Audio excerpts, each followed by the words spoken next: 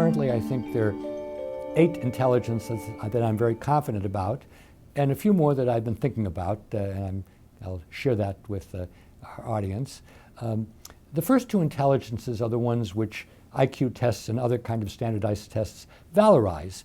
And as long as we know there are only 2 out of 8, it's perfectly fine to look at them. Linguistic intelligence is how well you're able to use language. It's a kind of skill that poets have, other kinds of writers. Journalists tend to have linguistic intelligence, orators. The second intelligence is logical mathematical intelligence. As the name implies, logicians, mathematicians, scientists have that kind of intelligence. They're able to do mathematical proofs. They're able to do scientific reasoning and experimentation. And it's great to have language and logical intelligence because most tests really focus on that. And if you do well in those tests, as long as you stay in school, you think you're smart. But if you ever walk out onto Broadway or a highway or into the woods or into a farm, you then find out that other intelligences are at least as important. So third intelligence is musical intelligence, and that's the capacity to appreciate different kinds of musics, to produce the music by voice or by an instrument, or to conduct music. And people say, well, music's a talent, it's not an intelligence. And I say, well, why, if you're good with words, is that an intelligence? But if you're good with tones and rhythms and timbres, and nobody's ever given me a good answer, which is why it makes sense to talk about musical intelligence. And in certain cultures, over history, musical intelligence has been very important.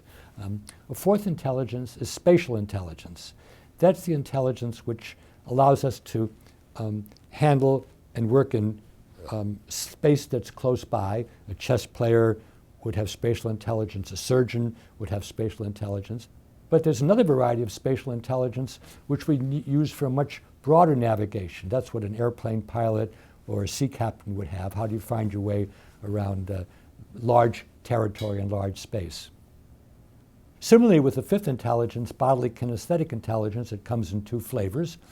One flavor is the ability to use your whole body to solve problems or to make things. And athletes and dancers would have that kind of bodily kinesthetic intelligence. But another variety is being able to use your hands or other parts of your body to solve problems or make things. A craft person would have bodily kinesthetic intelligence even if they weren't a particularly good athlete or dancer. Sixth intelligence and seventh intelligence have to do with human beings.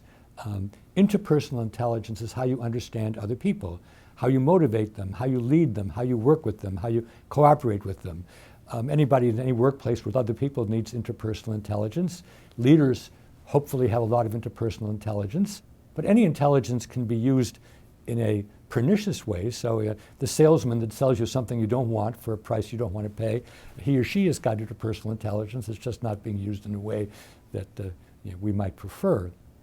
The seventh kind of intelligence is difficult to assess, but it's very important. It's intrapersonal intelligence.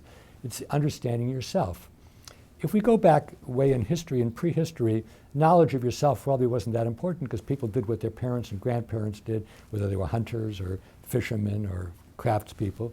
But nowadays, especially in a developed society, people lead their own lives. We follow our own careers. We often switch careers. We don't necessarily live at home as we get older. And if you don't have a good understanding of yourself, you are in big trouble. So that's intrapersonal intelligence. The eighth intelligence, which I added some years ago, is the naturalist intelligence. And that's the capacity to make important, relevant discriminations in the world of nature between one plant and another, between one animal and another. It's the intelligence of the naturalist, the intelligence of Charles Darwin. I missed it the first go-around when I wrote about it, but tried to atone by adding it to my list. And by the way, you might say, well, nature isn't so important anymore. But in fact, everything we do in the commercial world uses our naturalist intelligence. Why do I buy this jacket rather than another one, this sweater rather than another one, his one hairstyle rather than another? Those all make use of the naturalist intelligence because the brain's very adaptive, and when an old use of a brain center no longer is relevant, it gets hijacked for something new. So we're all using our naturalist intelligence, even if we never walk out into the woods or into the savannah of East Asia. There are 2 other intelligences which I'm interested in. One of them is called the teaching or pedagogical intelligence, the intelligence which allows us to be able to teach successfully to other people. Now you could have two people who have exactly the same expertise and knowledge in a field, but one is a very good teacher and the other isn't. That probably doesn't surprise individuals so much, but what got me fascinated was as young as 2 or 3, kids already know how to teach. Now what does that mean? You show a child how to do something, let's say a 3 or 4-year-old, and then you ask the child to explain it to an older person or to a younger person. And even the 3 or 4-year-old will explain it very differently to a young person, will go through details and point things and speak slowly. And with an older person, they'll be much more elliptical and say, well, you do this and that, and then you can figure it out. So that shows as young as 3, let's say, we already have a teaching intelligence. The other one is one which I think is going to be difficult to prove to a skeptic, but I call it existential intelligence. And the existential intelligence is the intelligence of big questions, philosophical questions, artistic questions. What does it mean to love? Why do we die? What's going to be in the future? You know, my pet bird might have more musical intelligence.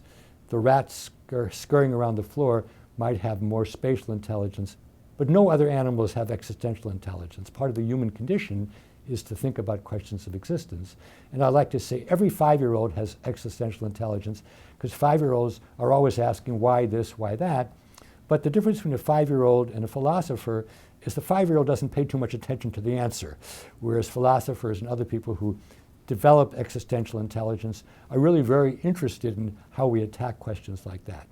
So again, whether there's 8 intelligences or 10 or 12 is less important to me than having broken the monopoly of a single intelligence which sort of labels you for all time.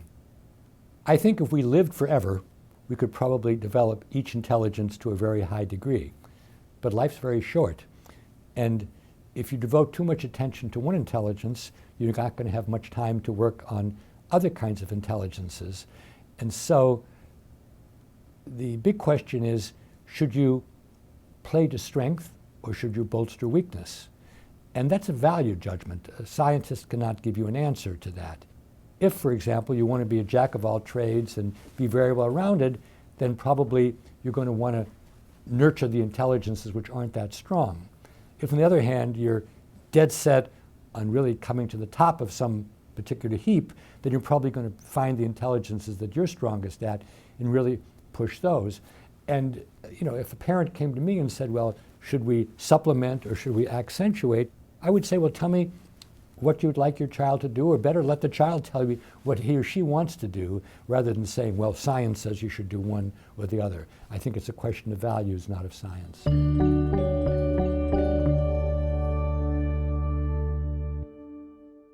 Some people think there's such a thing as humor intelligence, but in fact, I don't. I think humor intelligence is simply the operation of the logical intelligence in some realm like human nature or physical nature or the workplace. And what happens is in humor, there's a certain expectation and you flip that expectation. So it's logic, but it's logic that's played out in different kinds of ways. People have mentioned there's such a thing as a cooking intelligence, a humor intelligence, and a sexual intelligence. And I quipped, well, they can't be intelligences because I don't have any of them. You got the humor part. So, there you go.